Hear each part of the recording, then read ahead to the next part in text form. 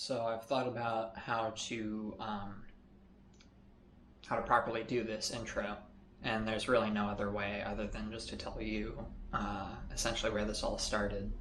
When I was a kid, um, those little plastic pails that you would get as an alternative to like a candy bag or something like that, super cheap, all different colors and stuff. I always wanted to put one of those on my head, and that was like the extent of it. There was no like costume planned or anything. I just wanted to put one of those on my head and wear it. As a strange kid. The problem is the hole is on the wrong side. And I guess I never vocalized this to my parents, who are both pretty crafty. My mom makes clothing, and my dad sort of does a lot of stuff. And so I got older, and by the time that I could use a X-Acto knife, my head was too big to fit the normal sized pails that you can get. So I was a little disappointed. And then many years passed, and about 5 or 6 years ago, Walmart started carrying these large-sized versions, and they're very big. Let's see. So I saw these, and the first year that they had them, they were like $15 a pail, and I was like, that's too much. But I still bought one. And then eventually, the next year, I didn't get around to doing what I wanted to do. The next year I saw them, and they had them like put up on top, like they had too many of them, the overstock. And they were like $2, $4, $5. I don't remember, but it was an amazing deal. So I bought, I know I bought one location's entire inventory of them, of the orange ones at least. They come in orange and they come in black with orange eyes and orange mouth. Or maybe it's purple. It's in my closet. I could go look, but it doesn't matter. The orange ones are what matter. And I...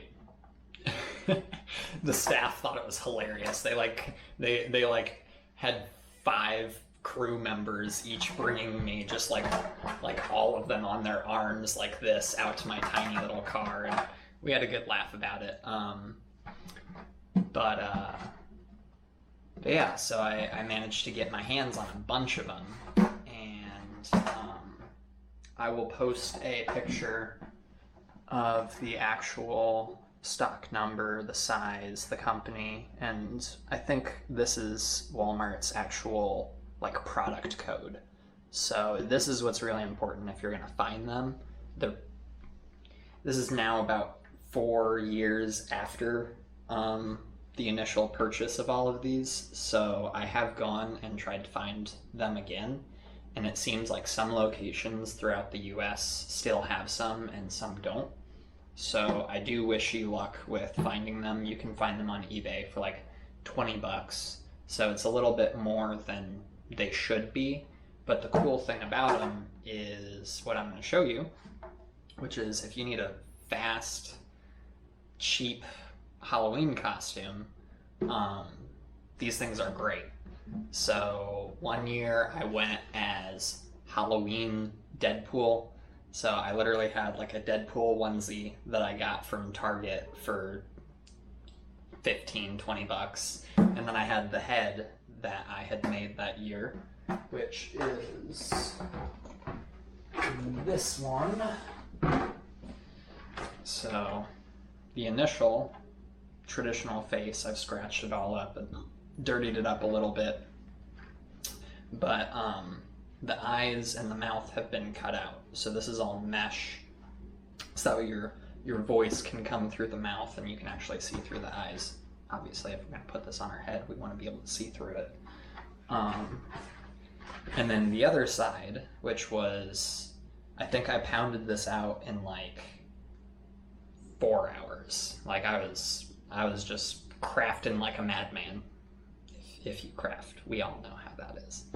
And it's like hot glue to do this gnarly lip effect, which I then took red Sharpie and went over the hot glue, and since it didn't really stick, I then wiped it away, and it gave it this kind of like pussy, nasty effect, kind of dripping ooze almost. And then I cut out my own teeth, because the thing is about these is one side has the face on it, obviously, and the other side is blank. So this is the cool thing about this, is it's kind of like a two-part, or two costumes in one, or it has some fun interest effect, is what I guess people would refer to it as. And then the same treatment with the blackout, well, not see-through fabric, which is my own. It's like literally, I took some window screen, I took some pantyhose, and then I took a, almost like a sort of cheesecloth material, and I just laid them so that way their square grid pattern was not lined up, it's crossed, and it gives you a really good effect where if you're close to it, you can see through it. But if you're, 2 feet away from it, you can't see through it, which is pretty cool. And then the mouth I just did with some black t-shirt material, because you don't really need to be able to see through that, just get your voice through. And yeah, I did this pretty quick. The cool thing about these is they are made with HDPE plastic. So if you know anything about plastics, HDPE is the crafter's favorite, in my opinion, because you can still, once it's made in the factory and it gets put into its mold and it has its first heating, it then stabilizes, kind of like an epoxy does. And from that point on, it's really hard to melt it, but you can still form it and move it, if that makes sense, with about, it's somewhere in the ballpark of like, I think 120 degrees to like 150 degrees is the temperature you need, so any basic heat gun will get the job done.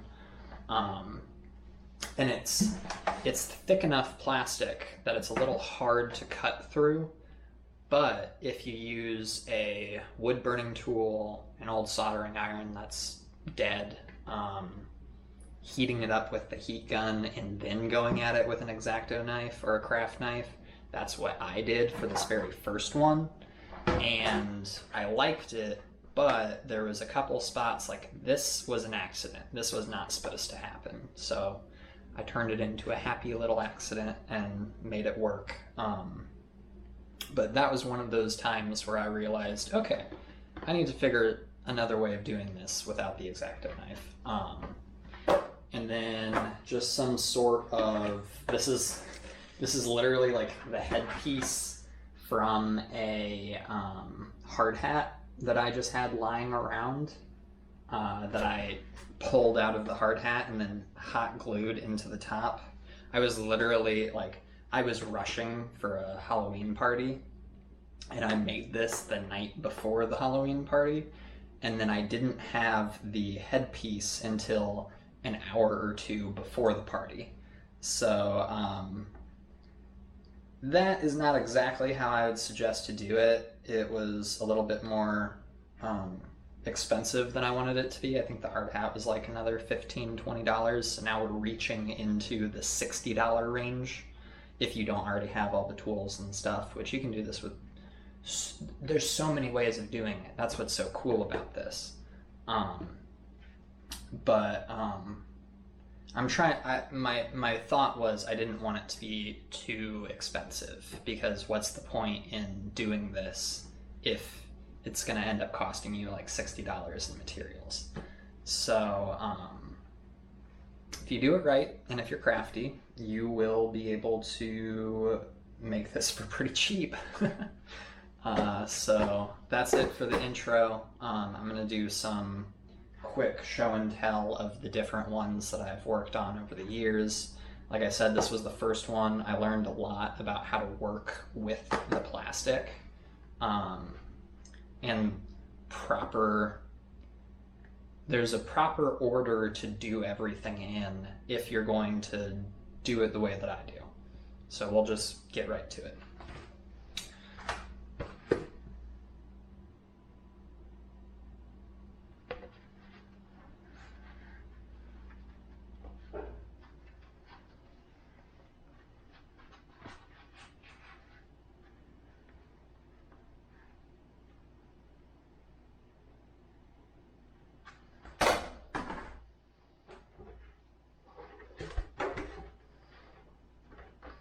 See, I'm working on this, just a draw out. I haven't really decided anything for this side yet, but this side was about probably 3 days worth of work, which mostly came from the fact that I wanted to make it look like it was pulling its face so that way I could grab.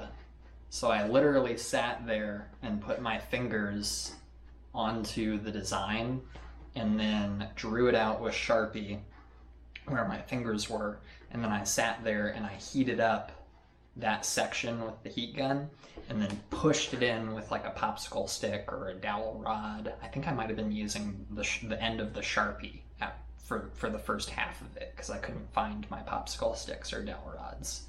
So like, you can get really creative with how to do all of this. This one's probably my favorite just because of how gnarly it is. It is a little messy on camera, but in person, especially if you get to like touch it, it feels so cool. And it really, my goal is always to kind of create something that looks like it's out of a horror movie or something like that. So if I remember this one, yeah, I've got this section down here where it's supposed to be like the hands, tearing down the face. So I drilled a bunch of holes and then took this, it's a hemp rope, and threaded it through to kind of make it look like stitching. And then on this side, this is my favorite part of the whole thing, just because I feel like I really did a good job of making it look gross. So you can see the eye, I cut it in a triangle to where there was a slice up to the top, a slice to each of the corners, and then I heated it up and pushed it out. And then while it was still hot, I folded them back and then stapled them with a staple gun, and it turned out really nice. The problem was I have a light duty staple gun, not a heavy duty staple gun. So the staples weren't able to make it through the plastic even while it was hot. So I had to, this sucked so much. I had to go through with like a, it's like the needle point that comes in a lot of the X-Acto kits or craft knife kits. And I sat there, and wherever the staple had punched a tiny little hole, I then heated it up, pushed through with it was a whole process. And then I put Sharpie just on the edges, so that way it would kind of look kind of fleshy, like it had been peeled back, gross stuff. We're going for, you can make this as kid-friendly as you like, or you can make it as gnarly as you like. And I prefer the gnarly. So yeah, this one is really the one that I'm the most proud of. It took so long.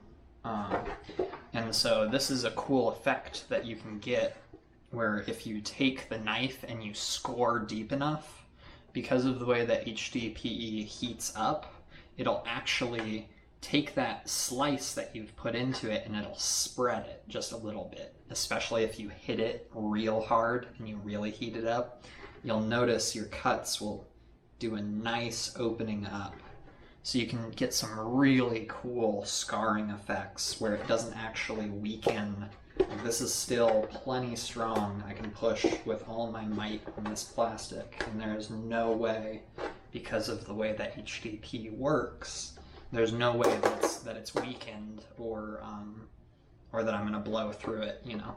And this was the next one that I was just kind of messing around with. This was all done with the soldering iron. And so I drew out this kind of ivy, sort of was the inspiration. It took, once again, so long.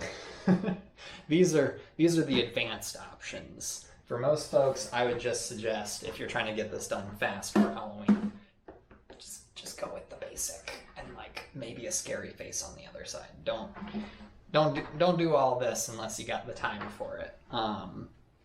And then here I was wanting to have like maybe a claw effect or something like that with, I was going to do another drool, and I was really going to cake it up on this one. I was going to do like some serious just ooze out the mouth, and it was going to kind of be like a pumpkin at the end of fall that was rotting away and the ivy's growing over it, you know.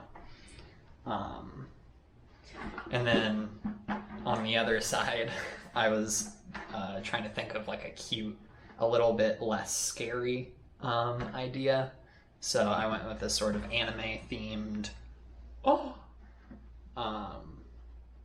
and I like it. Once again, this is where the craft knife method is a little bit unstable, unsafe, unpredictable, all of the above, but mostly unpredictable. So you can see I was trying to go for an oval, and it like caught right here and it caught right here, so then I just had to make it work. So that's why I usually suggest to go with either a soldering iron or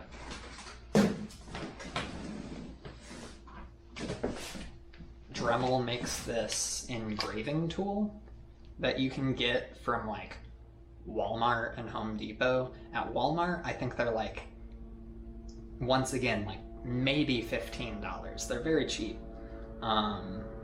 And if you push hard enough, this guy will do everything that the X-Acto knife or the soldering iron will do, just not as effectively. So you'll have to do a couple passes, but it's a little bit safer if you're not trying to use a very sharp craft knife on a rounded, hard surface that you're going to be sliding, because it catches and it slides. So you gotta be careful.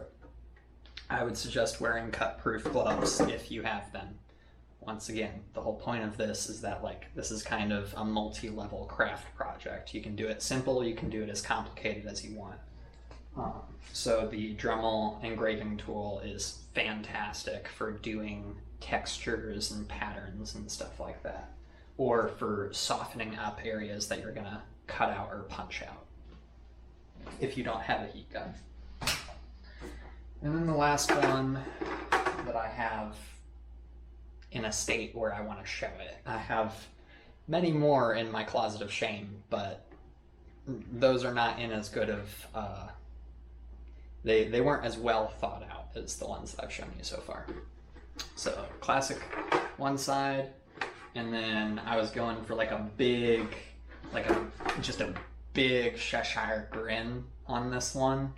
And I was going to light up the behind the teeth, which most of the others I don't suggest lighting them up, because if you're going to do the blackout fabric or the one-way see-through fabric, it will make it so that way they can see your face inside of it if you light up the inside and don't block the light from hitting you.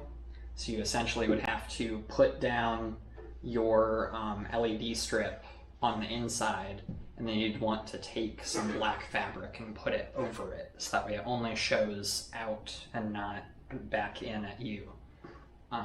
So this one is pretty much ready to go. I was only going to do one eye on it. I'm actually legally blind in my left eye, so to me it makes no difference if I have stereo vision or not.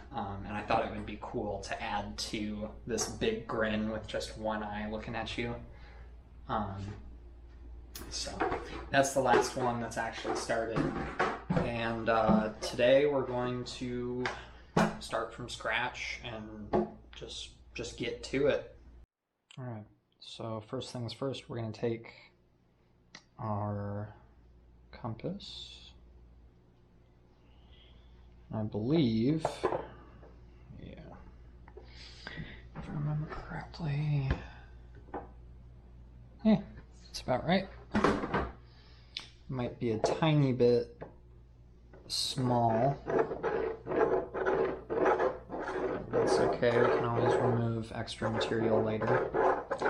I usually go for the center, depending on what design I'm doing. I will actually sometimes place the head hole a little bit farther back if I'm not going to really be using one side, which is usually the side that just looks like a regular jack-o'-lantern.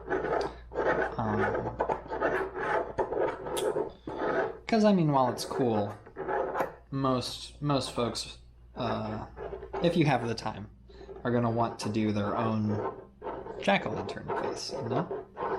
You don't want to just use the classic. This was a dollar store compass kit.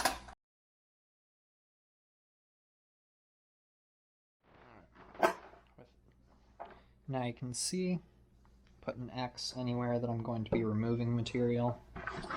It's just an old woodworking trick that I learned. And we're going to pull off this handle. Sometimes I'll use the plastic for stuff, but, you know, that can go. So then next, we're going to decide what we're going to do. And so for this one, I'm going to keep it simple. We're going to remove the eyes and the mouth. We're going to leave the nose because, you know, why would you remove the nose? And on the other side, I'm going to do some sort of, I think I've decided for this one, like a steampunk face on the back.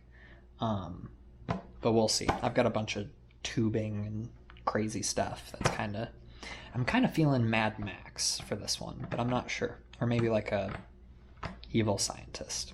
We'll see. Alright, so I've got my respirator on, which is important whenever you're melting any kind of plastic, regardless of if it's a safe plastic or not. We still do not want to be breathing in that shit, obviously.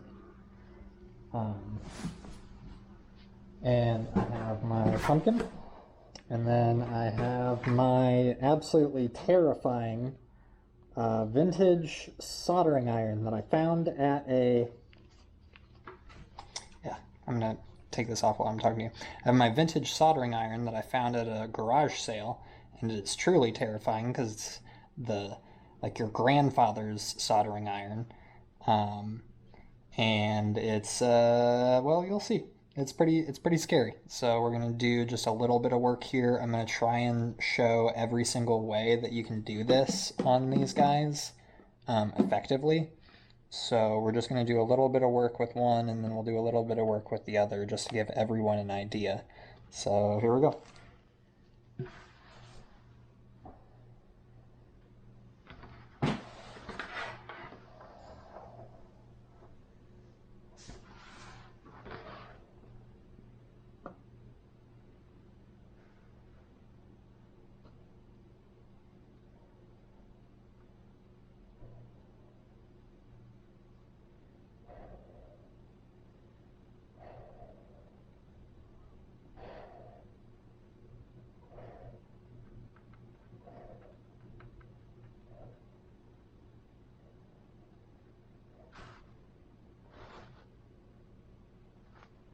Alright, so that worked well, but then we have all this smoke and shit that we do not want. So I'm going to unplug this now, and this is going to keep smoking for who knows how long. So I don't really like the soldering iron method, but it does work. and it burns your eyes a lot. And so you can see that worked pretty well. It does leave a little bit of residue, but you can, because of the way that the HDP melts, you can literally pick it off. So that's not too bad. You can also remove it with the craft knife. Next we're going to use the jigsaw.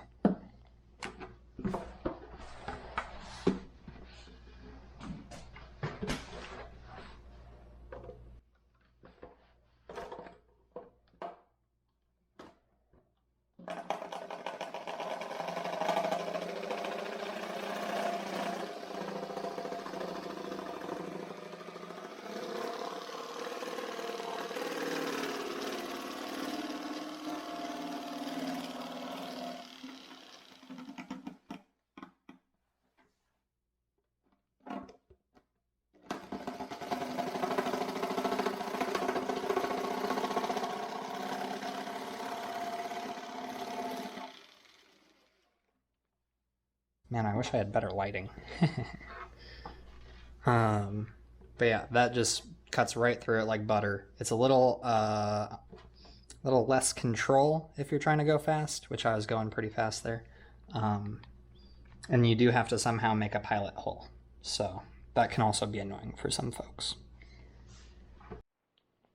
Alright, so then next we're going to use the Dremel engraver, and this is going to be a pre-score essentially. And then I'll come back through, hit it one more time with the engraver, and then I'll hit it with the craft knife, and it'll just cut right through it. A lot easier than if we were trying to cut through it with just the craft knife.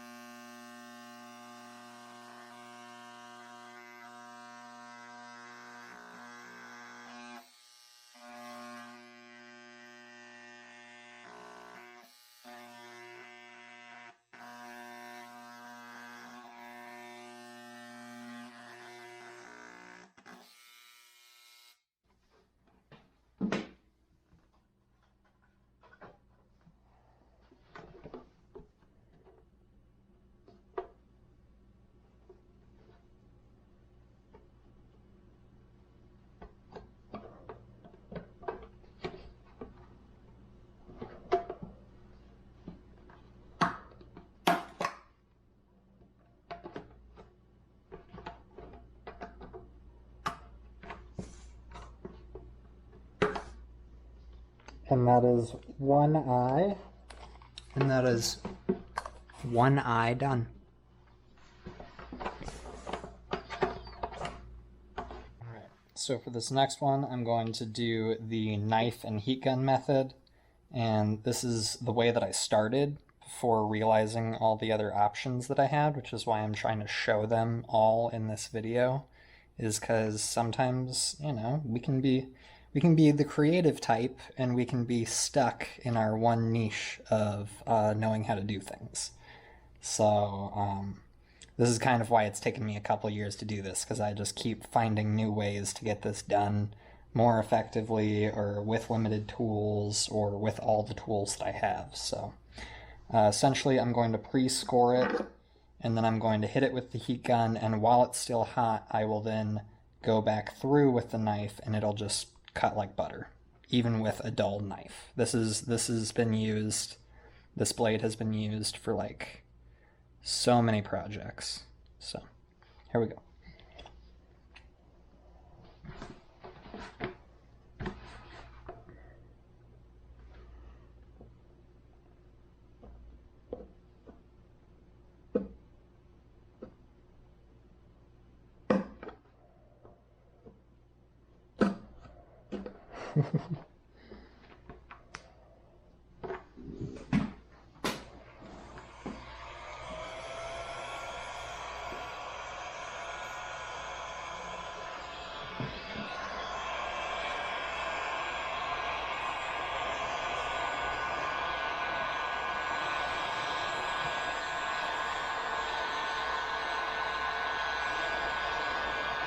And I'm getting right up on it.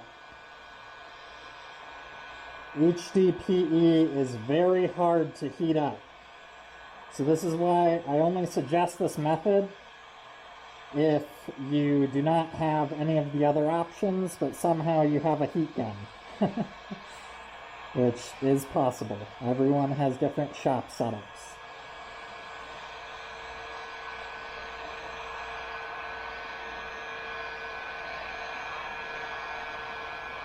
So once I start to see, yeah, so now that the plastic is soft,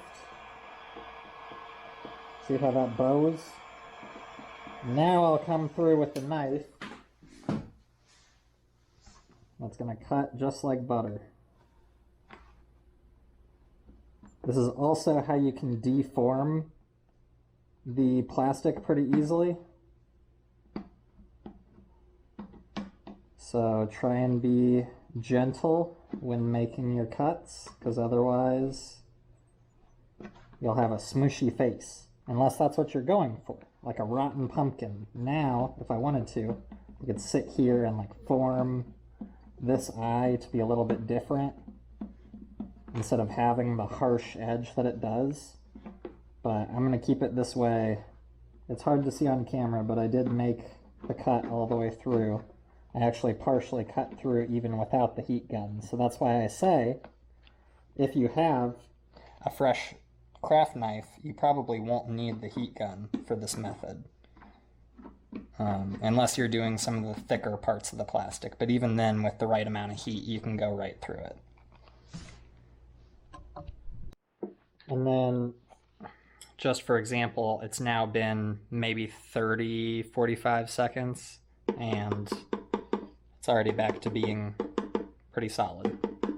So that's the cool thing about this, is you can heat it up with the heat gun, form it to however you want, and then for the hand one, for this one, I would then actually sit there with a wet washcloth that was sitting in a bucket of ice water, and as soon as I had the shape that I wanted, I would bring the wet washcloth, which was, you know, pretty cold, and I'd just set it right onto the spot that I was trying to solidify, and it would solidify like that. It's pretty cool, which makes for a lot of shaping options for these. But yeah. So then the next option, second to last, even though not really second to last, just second to last that I'm going to show you, is the old Dremel. And so I've got a cutting bit on here. I've tried the pointy, yeah, they have a name for them, but I can't remember what they're called, bits. But yeah, lots of ways that you can cut through this. It's just plastic. So the one downside of the Dremel is, well, it's going to launch dust and crap everywhere. So that's why I don't really like the Dremel if I'm trying to be clean. And this is the Maker X Works tool system that I reviewed. I love this thing. It's really nice. You know.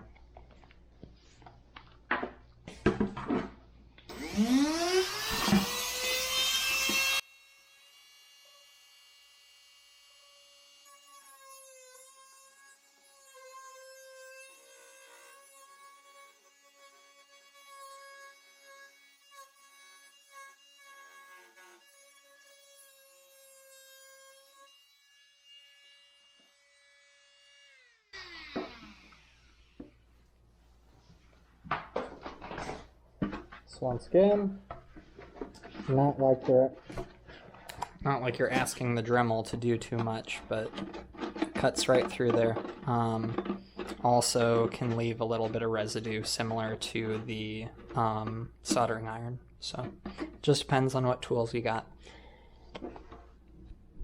So then the last option that I was going to show you, but I can't seem to find my blades for it, is just a traditional like jeweler's hacksaw thingy with the super thin blades. You could pretty much get in there, especially once you cut out the bottom, you could reach most of the design with that. So And especially if you have an adjustable one that can make the jaws deeper or whatever. So, but I can't find the blades, so just pretend like you know. All right, on to the mouth. All right, and then just because I have access to a respirator, and I have a, a basically already dead for its current purpose soldering iron, I'm just going to do the mouth with the soldering iron because that's the fastest way to do it. It's definitely the way that I would suggest to do it if you are trying to do this quickly, but do not go out and buy a soldering iron and ruin it unless it's like a, like a super cheap one. Okay. But yeah. Here we go. It's going to be messy and smoky, and this is why you need the respirator. Because, as I said, this stuff isn't necessarily poisonous, but heating it up like this and melting it certainly is not good. And I'm just going up and down.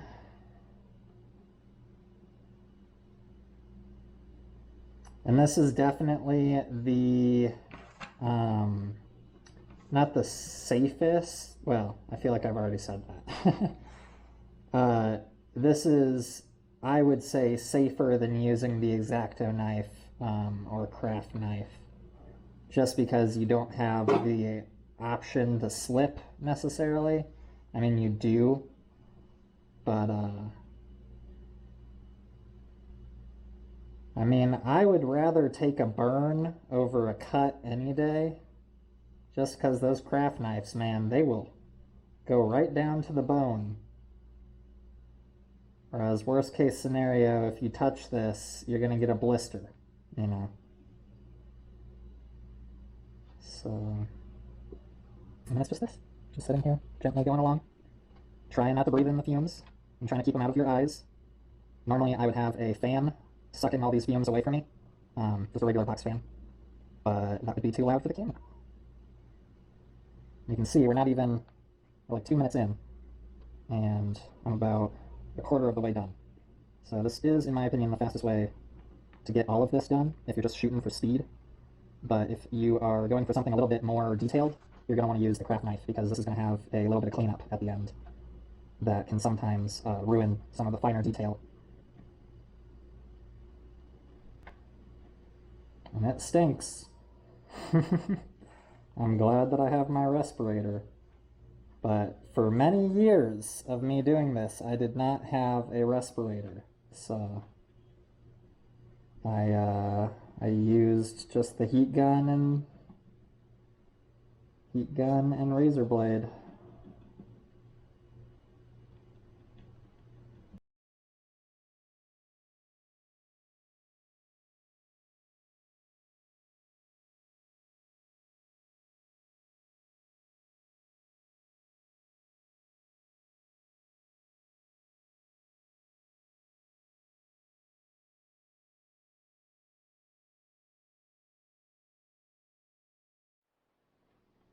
Alright, so I cut through, and you can see all of the melted bits are pretty easy to clean up. I'm literally just using my fingernail.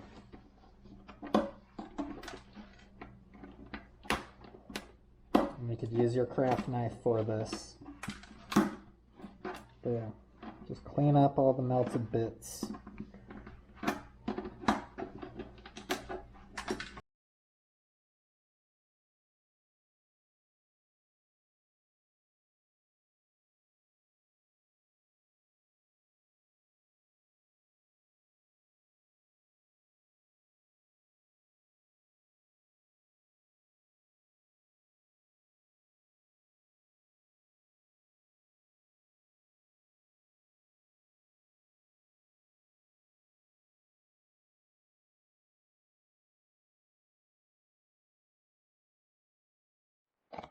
Alright, so now that we have the entire face cut out, now we're going to cut out the bottom.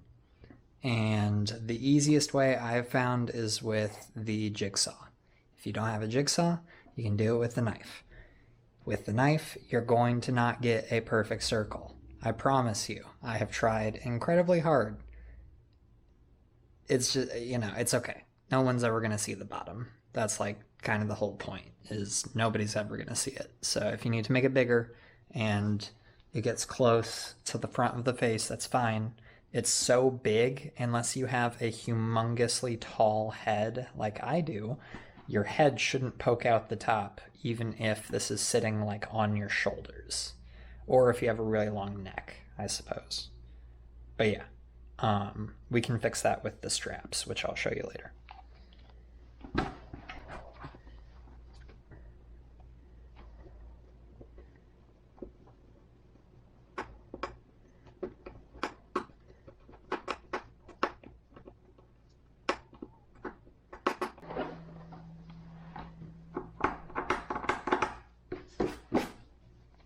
The bottom is a little bit thicker than the face. You can see now that I've cut out the face. The face is a little bit more mushy, which is fine. This is still plenty strong. Like, even if someone were to like hit you in the face with this, you could just pop the plastic right back out. But the bottom is a little bit thicker. So usually when I do this, I will create a pilot hole and then I'll cut it out. So I'm going to actually use my drill real quick. You can do this with the craft knife. It's just taking me a while because this is an old blade.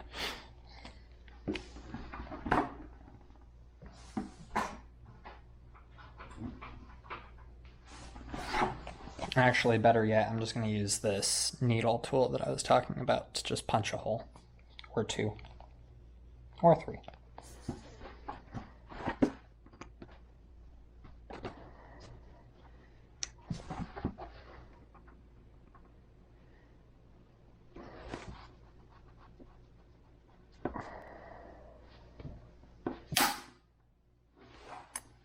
That sucks. That really sucks. I'm glad I got that on camera. So this is the downside of using the needle tools. It's not very strong. And if you're like me and you don't think about that and you just start wanging away on it, it's going to break on you. So use the X-Acto knife, which also might break in here. So just use a drill. Just use a drill. It's going to be easier. I've also seen people make pilot holes if they don't have a drill with a hand screwdriver and a screw. So there's lots of ways of getting a hole into something that is then your pilot hole for your jigsaw, so, or your saw, or your craft knife, or whatever. There's lots of ways of doing this. I'm really mad that that just broke because I use this needle tool a lot and now I have to go find one. We'll just finish it up with the craft knife.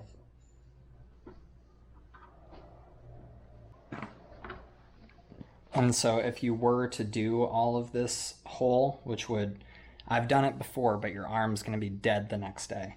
You'd have to sit here and slowly work it around because, like I said, the bottom plastic is a lot thicker than the rest of the plastic due to the way that they do HDPE molds. So it's possible with the craft knife. You're just going to be tired and sore the next day, which is fine. That's DIY for you.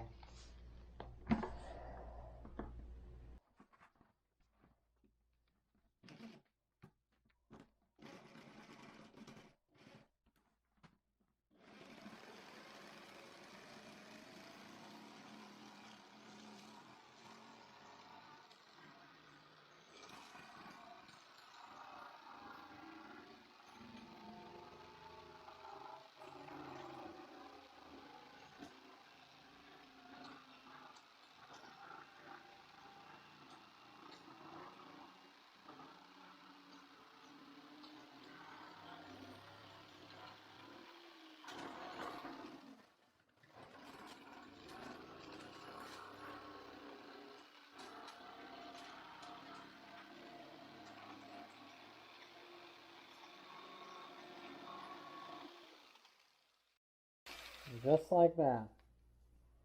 With a, once again, like $25 Walmart Black & Decker. This thing truly was one of the best tools that I have ever spent money on. Yeah, I've beat it up a lot, and yeah, it has terrible dust collection, but this guy has done so much for me in the 7 years that I've had it.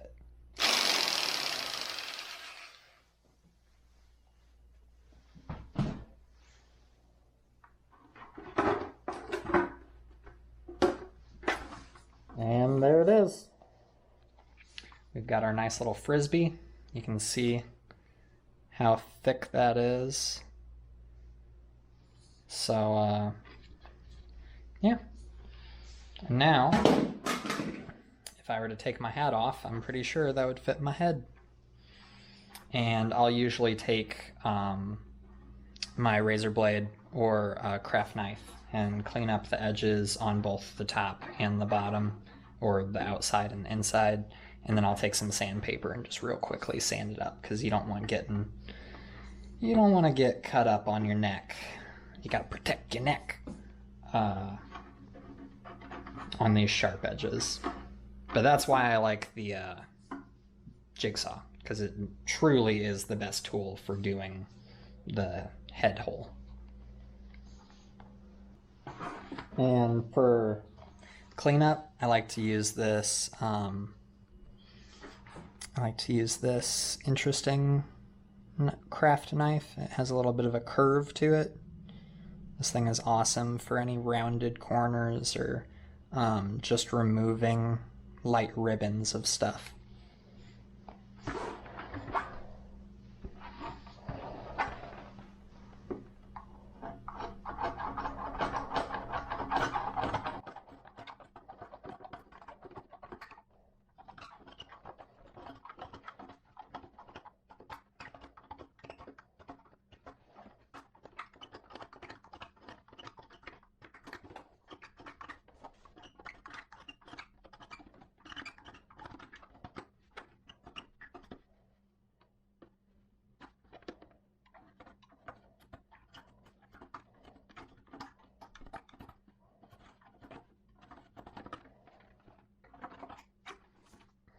Inside, and then we'll be a little bit more gentle on the outside.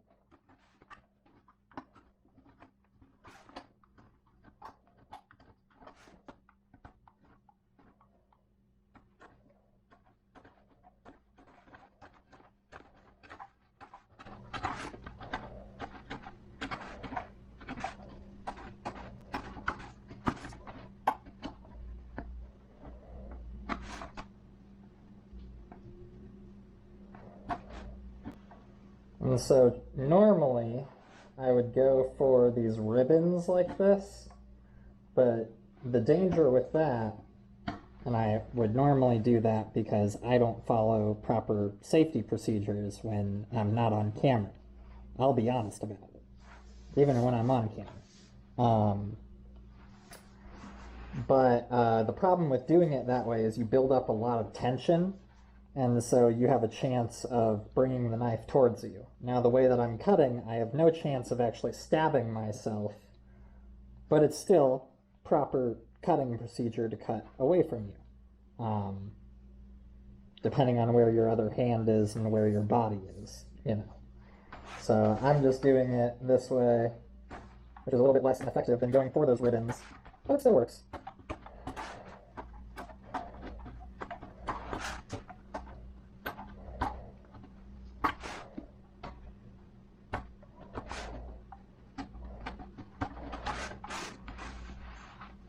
Alright, so that is the outer edge completely cleaned up. Honestly, I don't even really feel like I need to hit this with any sandpaper. I might at some point if I feel like it, but probably not. And then, just while I have the knife out, there are these mold lines from where, come on, camera and light. Okay, there we go. So you see that line right there? That is raised. And that is from the two-part mold that these get blown into. It's actually pretty cool how they do this. Most thermoplastics are pretty cool to watch the actual machines make them. But yeah, so I'm going to quickly remove that. This part you need to actually be careful and cut away from yourself because you'll cut yourself on this. I've done this. I've cut myself on this before.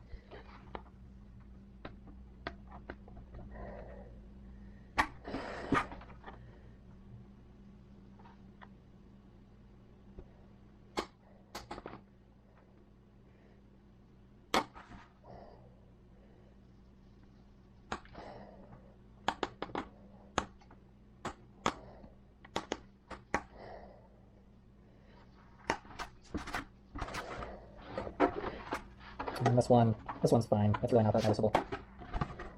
Sometimes up top there will be one.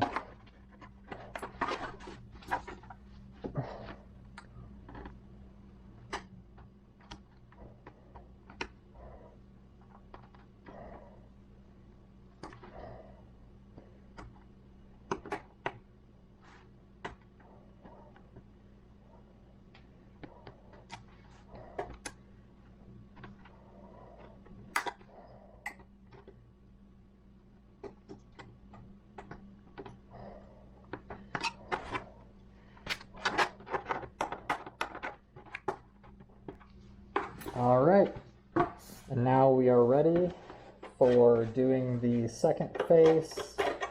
You can do some cleanup if you want. You know, you can get real crazy with it, but if you're in a rush, honestly, 15 minutes with the craft knife, and it's only because I was so lazy when I did this. If I had put in, once again, the one step could have just been one step. If I had just been a little bit more careful while using the soldering iron to melt through the plastic, but because I was doing it quickly, I have a little bit of residue to still clean up and just shaping and stuff like that. That's really just like personal preference. And depending on what your plans are for this, you know, this could be fine the way it is. So now we're going to move on to the second face. All right, so we're not going to do a back face on this one. Just for time's sake, I will do that in the next video. But for now, we're going to assume that you're just trying to do the quick, fast, easy way. This works great. This would be like a $45, you know, costume piece once we're done with this, which is ridiculous. So yeah, we're gonna put in the fabric for the mouth, and then we're going to do the one-way see-through for the eyes, and we'll do a head strap, and then we're all finished. If you would like to do some sort of a top, I usually just do a like a witch hat or something like that on the top. But one year I did try and take like a styrofoam pumpkin and cut the top off of it and then make it fit onto this, which was way too much work and not fun at all. And I hate styrofoam because I don't have proper styrofoam cutting tools like the hot wire and stuff. So I imagine if I had that, it would have been easier. All right, so here we have our black fabric material. It's an old work shirt from a place that I will never eat at again. But this is the one thing. The shirts that they made us buy, because when you work at this place, they don't just provide you with your own shirt. Actually, they do. They provide you with 2 shirts. And if you want to have multiple shirts, so that way, you know, you don't have to do laundry every day or every other day because they expect you to have a clean shirt, you have to buy. Anyway, that's my saltiness. So, we're going to take out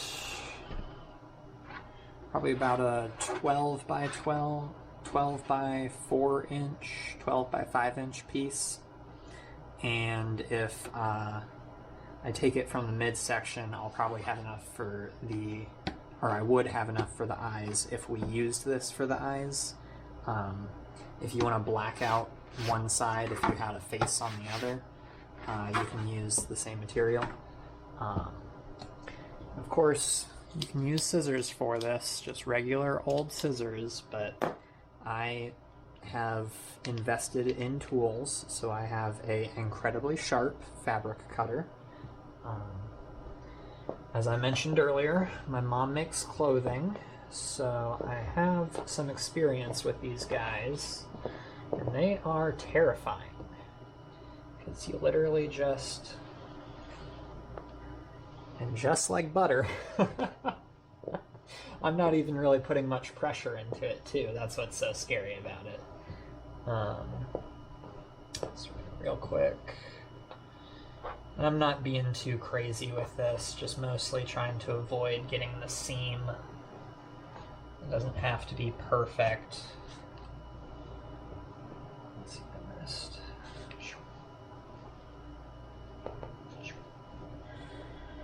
So that's going to be a good section. And then I'll just cut across.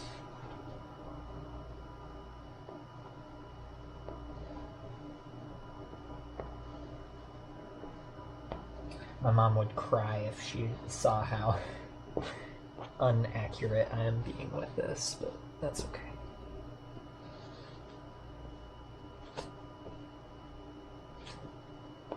Be careful.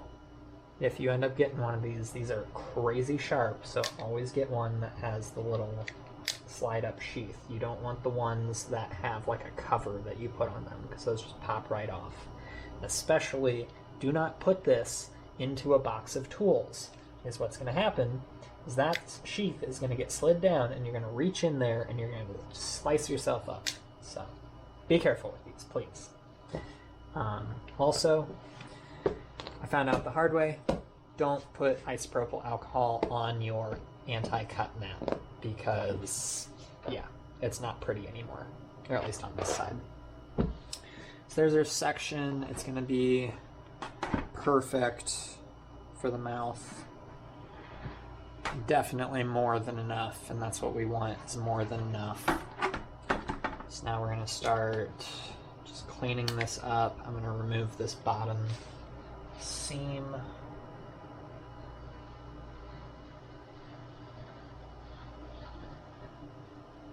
Okay.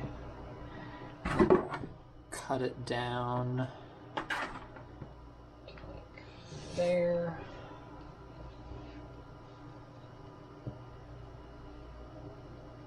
Still giving ourselves plenty of material. The classic saying of you can always remove, it's hard to put it back.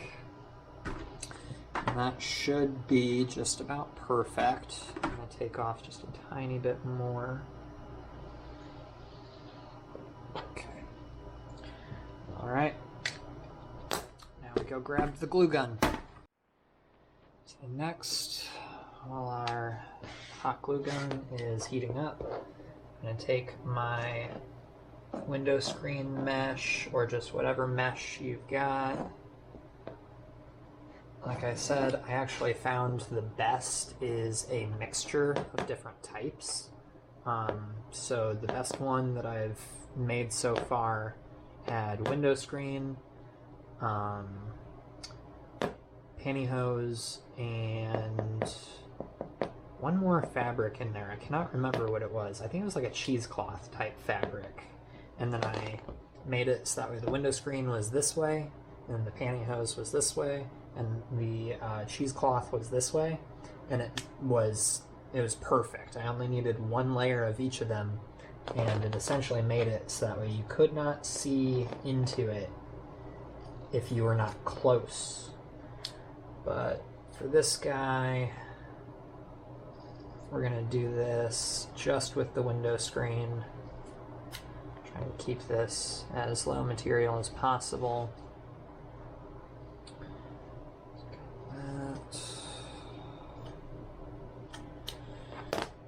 And these are just for the eyes, so we can make them a little bit smaller. So what I'm going to do here, actually, I might not have enough material. Damn. Oh, that's fine. So we're going to do one in a diamond pattern. Take this, we'll go that way again.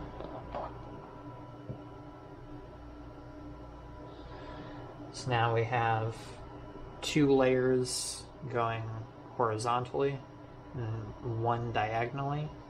And then I'll do the next one diagonally as well in the opposite direction. And so that's going to be pretty tough to see through unless you're up close on it. And then that is what you're seeing, except for a little bit better. So the other thing that I liked about the pantyhose was you could stretch it as much as you needed to sort of get the right level of being able to see through it. But since we're just working with the one material, we're going to do it this way with the 4 layers on top of each other. I'm just going to cut this into a square, which isn't necessary. I'm just OCD. Well, not really, but that's what people like to say. And then, once our glue gun is ready, I have the wrong size, or actually I guess I don't. So then, we're just going to go heavy with it all along the edges. Do those first 2, and then I take like a pen or something, and I just smush it all together. And it is not pretty, but it's better than using your fingers, which, you know, hot glue loves to burn us. It's the number one craft burn you'll get, is a soldering iron and hot glue gun. And really I'm just trying to get the layers to stick together. It doesn't even have to really be that well stuck together. And I'm only doing it on one side, so that way the messy side can be on the inside, and then the less noticeably glue messy side can be on the outside. Once again, just a preference thing. It really depends on if you think anyone's going to be getting up close and investigating your costume.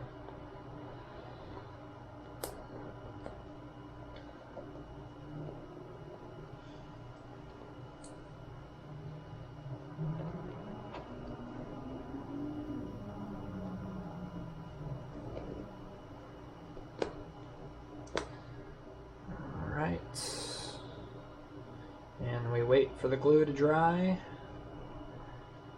and gently clean it up. And that is one eye done. So that's gonna go probably just like that. And if I had been a little bit neater about it, I wouldn't have the glue noticeable, but we're doing this fast. So that's one done.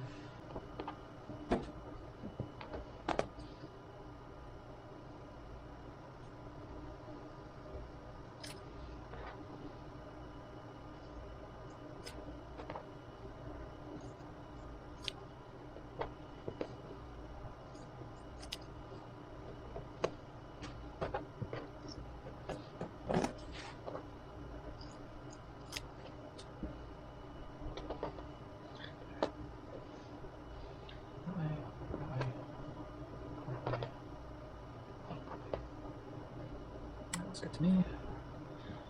Coming through.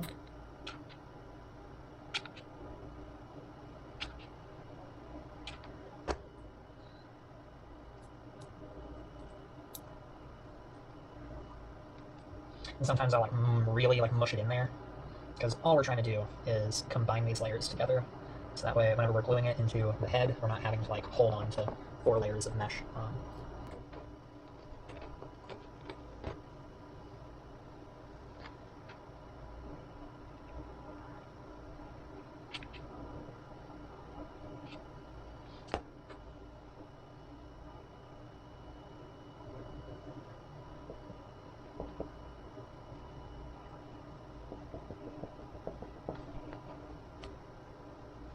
Alright, and that is eye number 2.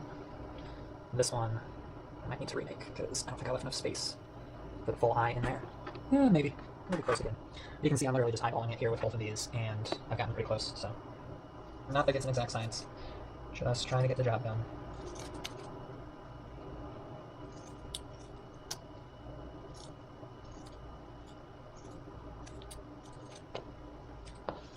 Okay.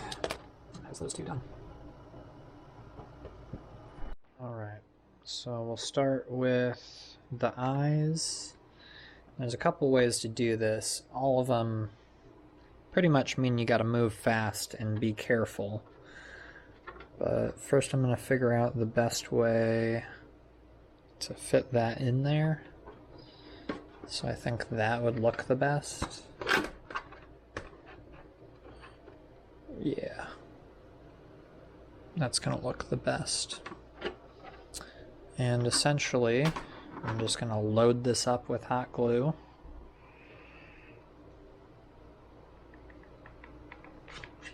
And stick it in there as fast as I can.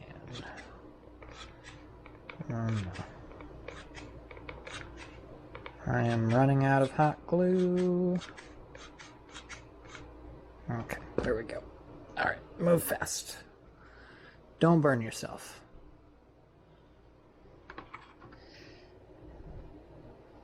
Ooh, which I am doing.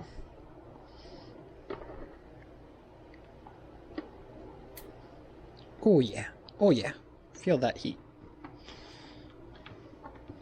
And so, I'm just kind of working. Ooh! Really, I should wear gloves, or you should wear gloves when you do this, but it's okay.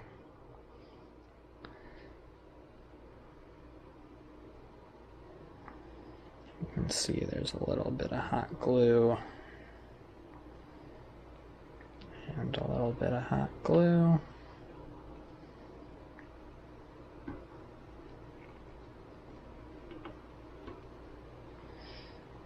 I worked in a kitchen for 5 years, so my fingers are pretty much dead.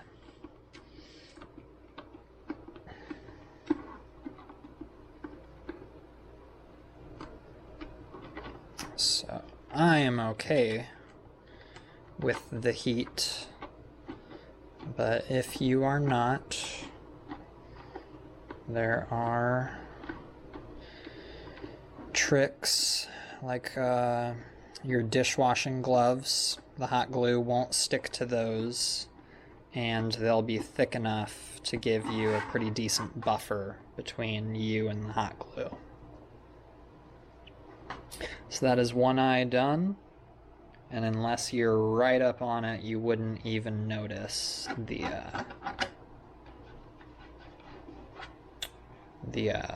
little tiny bits of glue that squeezed through. And if we, honestly, if we wanted to, we could actually intentionally take some hot glue and run a bead around this, like I did for the mouth on my first one, and then add some orange Sharpie or some red Sharpie, and then rub it, and it would look like this was like cut, you know, sore eye sort of look.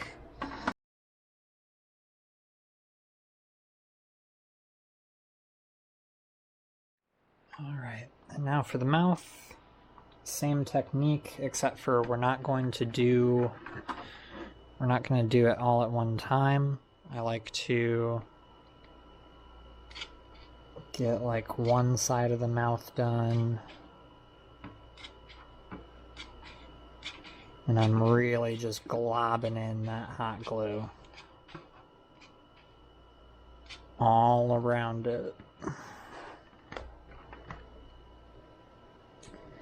And this is the make or break moment. All good crafts should have this moment, in my opinion. No, not really. It's the most stressful part. And just try and get it all the way in there without getting glue all over everything. And what's really important is that you spread the fabric out so there's tension on it. We don't want it looking like it's t-shirt material. We want it looking like it's a black abyss inside of the pumpkin. And so there, had a little bit of a mess up. A little bit of glue coming out the front, that's okay. Once again, we aren't winning any costume contests with this basic version. Now, if you want to get more crazy with it, you could probably do some pretty amazing things with this technique. And that's what's so exciting about these pumpkins, man, is like there's so many options for what you can do with such a cheap canvas, you know what I mean? So then I'm going to go through and I'll do the other side. Fold that over. Get right up in there. And just go along the edge of the mouth. Well, this is my last glue stick, of course, so I'm going to have to finger push this last bit out. I'm trying to keep it nice and tight.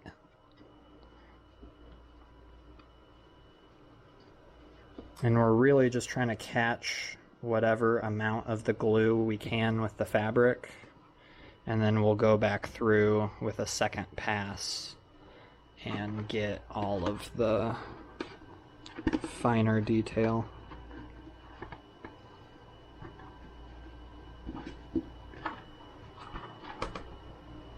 Looking not too shabby. Oh, I have one more glue stick.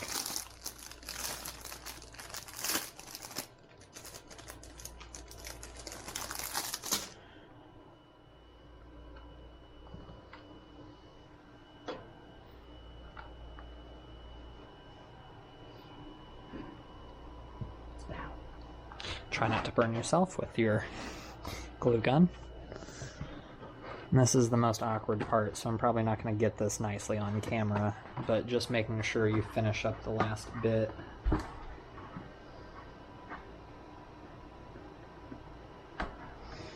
Okay.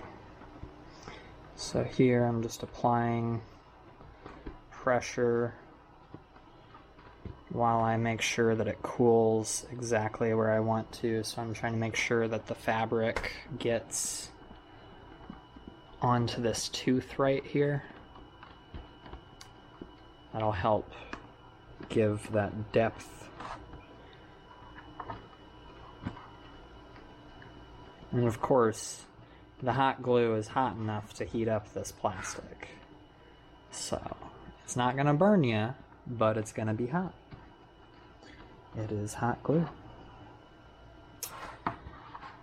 And I'd say that's close enough for rock and roll. If you really want to drive yourself crazy, you can sit here and pick away at the excess glue, because it will come off of the fabric. I'm not going to worry about it, because I've already decided with this one I'm going to give it the same treatment as my old one and give it some like gnarly lip deal going on here. And I'll do it all around the eyes and the mouth, and that'll blend the plastic and the fabric together. It's really important in order for this trick to work that you have it darker on the inside of the pumpkin than it is around you. So I've also thought about, because if there's light on the pumpkin, you can then see all of the inside. So I have in the past, on the one that I did light up, just the mouth and the eyes, I did take black fabric and fill the entire inside, so that way there would be no shine through or shadow cast from the shine through. But hopefully, if you're doing this, you just need a quick throw together, and that's the idea. And so now it's probably time for the least fun part, which is removing the extra fabric from the mouth. You can save yourself some hassle by just cutting it to the right size beforehand, but then you don't have any wiggle room on fitting the fabric in there. So I find it's easier just to remove the extra. It does suck, but there we go. Do this off camera. It's going to be a pain, so do it how you like. You can use an X-Acto or scissors. Alright, so I cleaned up the excess. There's still a little bit around the edges, and so that's where, even if you didn't cut it up nice and cleanly, you're going to be able to take hot glue, run it all along the edge, and just take that fabric and stuff it into the hot glue. And then we're also going to go around the eyes just to be sure to lock these in place in case anyone pokes you in the eye. Because everyone, that's the thing I learned with the first one. As soon as people see this, everyone wants to go, oh, look at that. Oh, man, that's so cool, Because most folks will look at the mouth and they'll think that it's solid. And then you go, oh, no, that's fabric. And it's just cool. But yeah, everyone wants to poke it, so I like to reinforce it.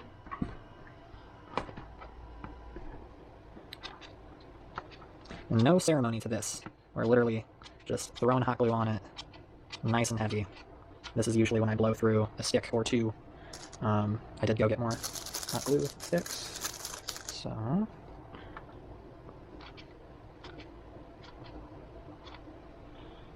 And this is where I'm really bad about making my hot glue gun work too hard and causing it to push out the back. So let me let it warm up this new stick, otherwise you get that terrible glob out the back. So I'm gonna let that sit for a second while I undo my mess. Or maybe not. Yeah, we're just gonna push it through. This hot glue gun has been through some stuff.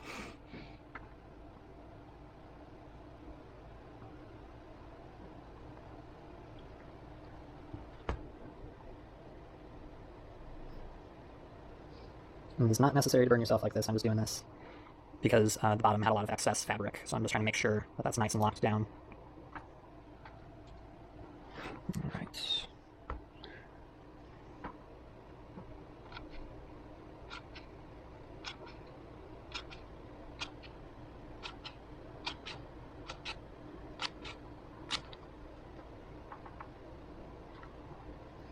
Okay.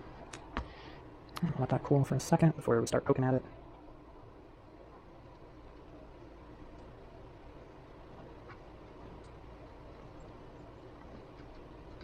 Now, it's not a craft project if you aren't covered in hot glue at the end of it, that's for sure.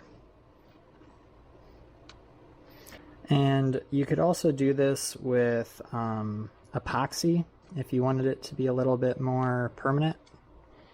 I did try that with one of the ones from last year, and it worked. Just some 5-minute epoxy, but it stank, as epoxy does, for a week while it was still curing.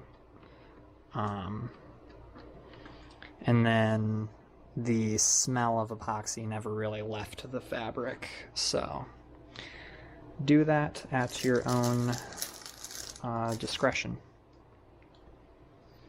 Personally, I prefer the hot glue. And everyone's got hot glue gun somewhere. So that's done with the mouth. Now we'll just go around the eyes. Just really making sure that we're locking it all down. Lots of hot glue.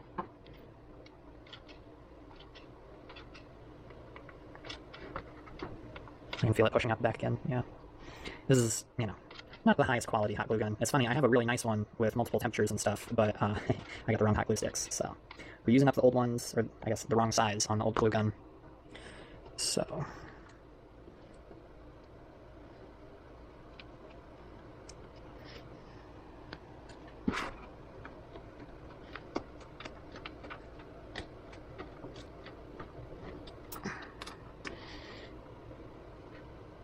and that's it.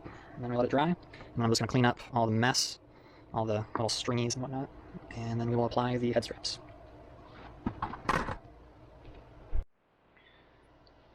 And then for the straps, you can use whatever works. This is just some black, I think 1.5 inch. No, not even 1.5, just 1 inch. This is some black 1 inch ribbon. Comes in a roll of, 25 foot from Walmart, or I've even found it at the dollar store. And it's, $1 at the dollar store, or it's like $2 at Walmart. So yeah. Or you can use a strap from an old backpack or something like that, or whatever works. Or you can use elastic. There's lots of options.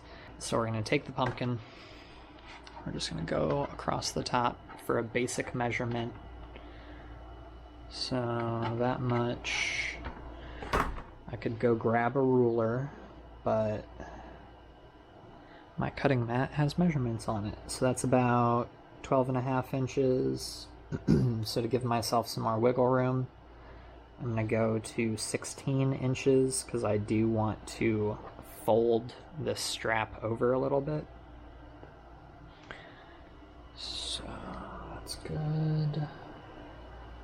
Just cut.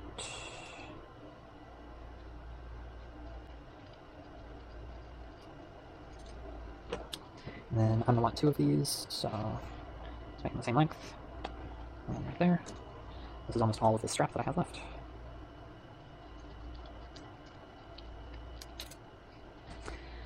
And of course you could clean this up by taking a lighter to it and stopping the fray.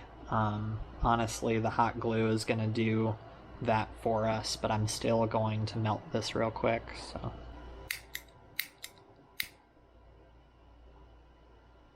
Just real quick, hit it with the lighter.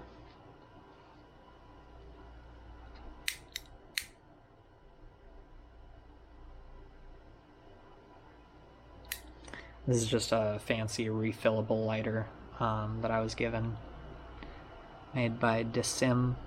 That's cool. I mostly like that it's refillable. That's the biggest thing. I hate waste, so I try and make as little as possible, reuse as much as possible. So when this starts to happen, you can hit it with the lighter, but you'll end up with some little globs. So I just try and clean that up as nicely as possible. Come on now. It's running low on fuel. There we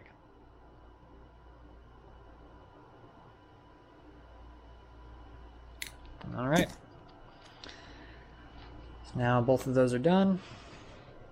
So I'm going to take it, fold it over, and then I'm going to try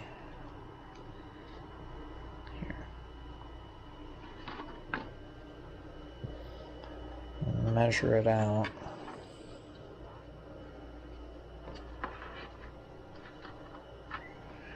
So I did cut these a little too big, but that's okay. Take our hot glue gun. Really load this up. Okay. It doesn't have to be perfect, just, you know, wherever you end up getting it, as long as you form an X pattern, it should achieve the job. And this one, I'm really making sure to push nice and hard and evenly to get that hot glue spread around so it makes a good surface bond to the plastic. And if I wanted to, just to give it a little extra tooth, I could have scratched up the plastic on the inside, but it's fine. It holds pretty well from my experience. We're going to do the other side, leaving just a little bit of leeway, because with the way that things line up, if you have a big head like me, or if you have a long neck, your head is going to need to go higher. It's going to need to poke out a little bit out the top in order for your eyes to line up perfectly with these eyes.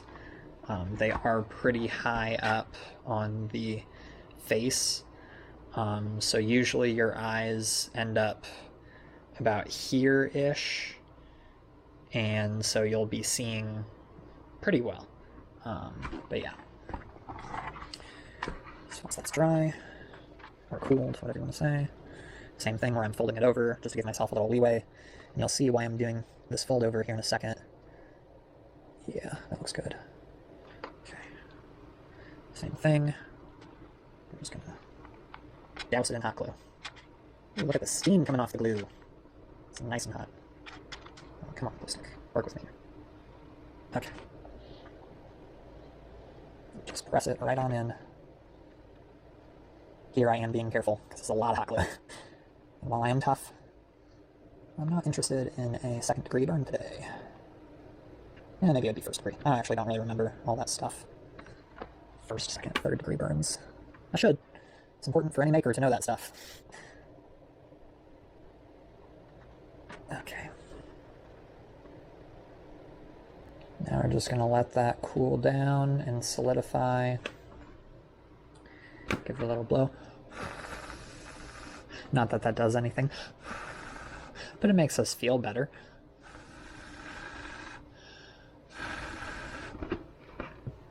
Okay.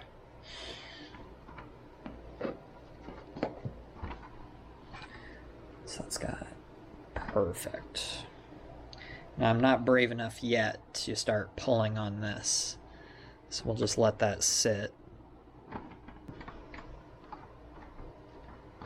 Yeah, we're gonna let that hot glue cool down just a little bit more. We're real close though, so while we wait for that,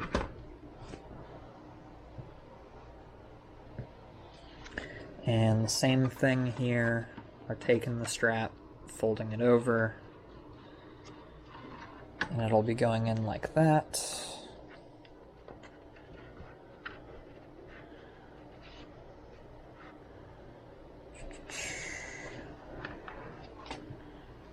Get an even bigger fold over on it, just because I did use a lot here. I could have used less. I could cut it, but I'm lazy. And the idea is to get this done nice and quickly.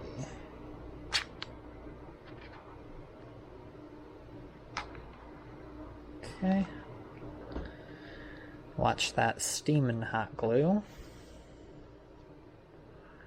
It's a hard way to get this in. Okay.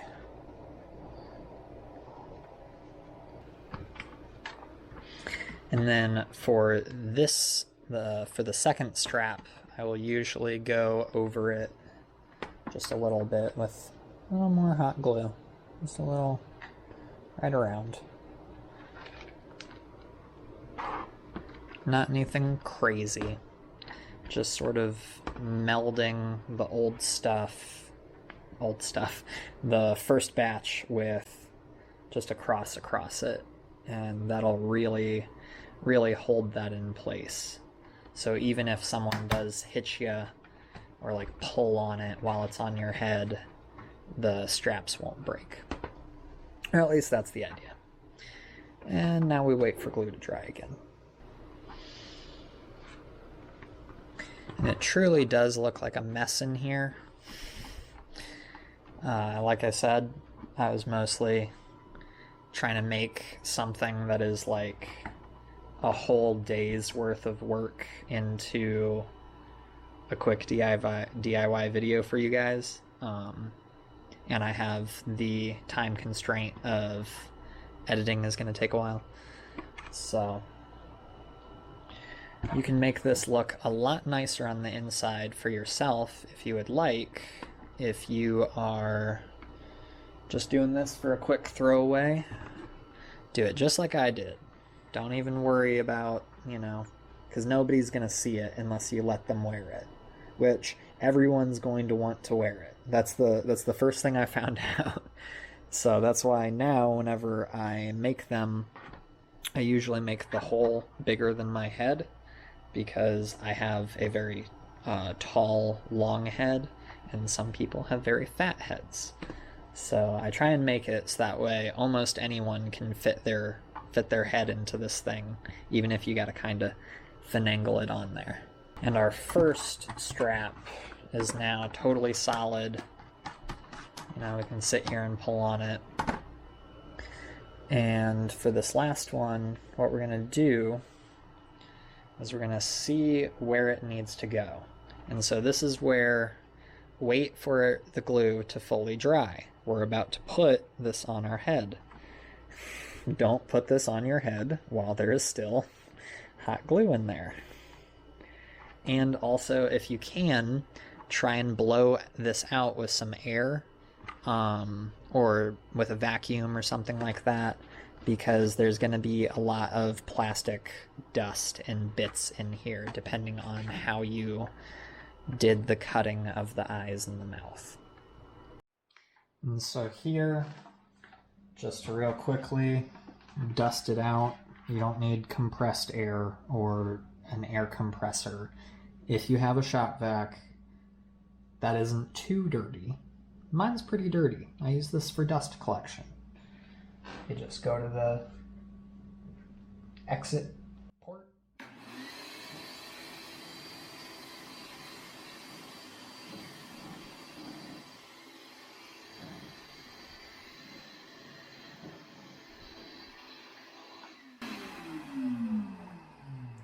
And now it's dusted out. That also works for if you need to quickly cool down the hot glue or cool down the plastic. That works very well. Here we are in my bathroom. And take the pumpkin, take off the hat, and see I've got a lot of hair, so this sometimes is a little bit of a pain. But if I did this right, take off the glasses too. Just put it on. And there we go. So you can see this strap is a little bit higher than my head is. So what I'm going to end up doing is making the bottom strap probably even with the very top of this. Alright, this is probably one of the few times during this whole process that I'm going to use actual measurement, just because it will feel weird if you don't do this right. And what I'm actually going to do is I'm going to put the second strap, which is tighter, on top of the first strap, which is looser. And theoretically, that'll make it so that way even... I don't know. I actually haven't tried this before, so we'll find out together.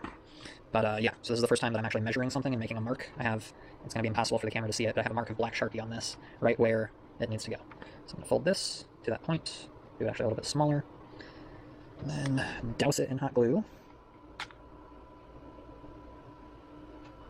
Once again, it's not a craft project if you don't burn yourself once or twice with the old hot glue gun, so don't be scared of it, because we want plenty for this part. This is going to be the thing that, holds it on our head. I'm just going to very carefully place that where it needs to go.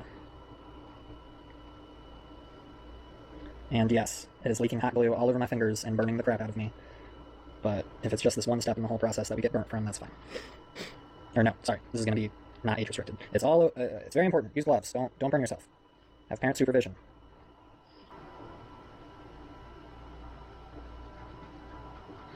And so then, honestly, the easiest way to take care of this excess, if you're just making it for yourself and you're not planning on letting other people wear this, is you just go back inside with the hot glue and you reapply until it is the same tension. You know what I'm saying? You know what I'm saying? But we're going to try and leave it like this, see how it goes. Once this is all cooled down, I'll throw it back on my head, see how everything fits, and that's really, that's it. Now it's just fine-tuning in how it feels on the head, if you feel like you can move around. The one upside to using the construction hat is it has a full dome holder that you can adjust if you get the nice ones that have a knob, or the cheap ones just have the snap buttons like a baseball hat would have. So it gives you a better hold on your head.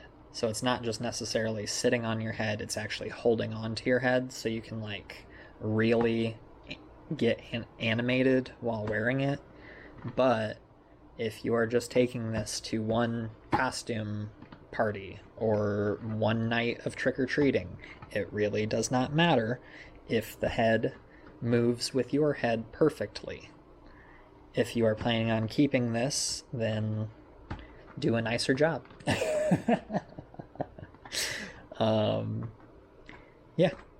Yeah. So, gonna wait for this to cool. We'll throw it back on the head.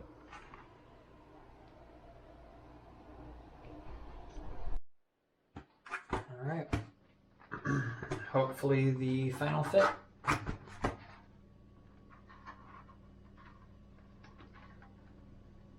Perfect.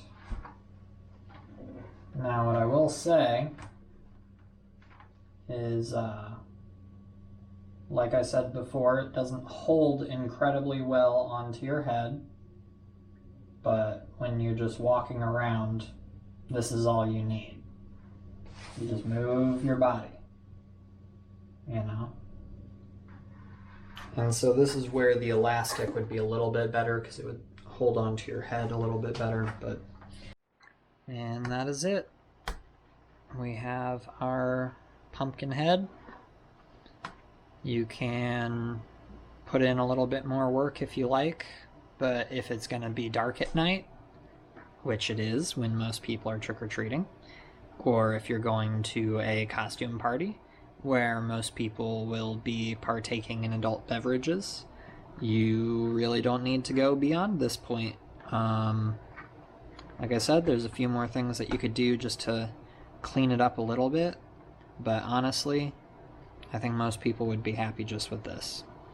I finished this in, if I wasn't recording, I would have had this done in about probably 2 hours. So double that, and you can have a hopefully 1.5 to 2 times nicer end result. So that shows you guys how to do it. I wish you luck. Yeah, happy Halloween. I'm glad that I can share a childhood obsession. Like, I really wanted to put one of those plastic pumpkin pails on my head for so many years, and I don't think I ever mentioned it to my mom, who's very crafty, and she would have probably done this exact same thing with just a kid's version. And that brings up the point. You can do this entire process with the smaller versions of these pails, and then it's just the kid size. So, yeah. Have a good one. Happy Halloween. and I hope you all like my video. Bye.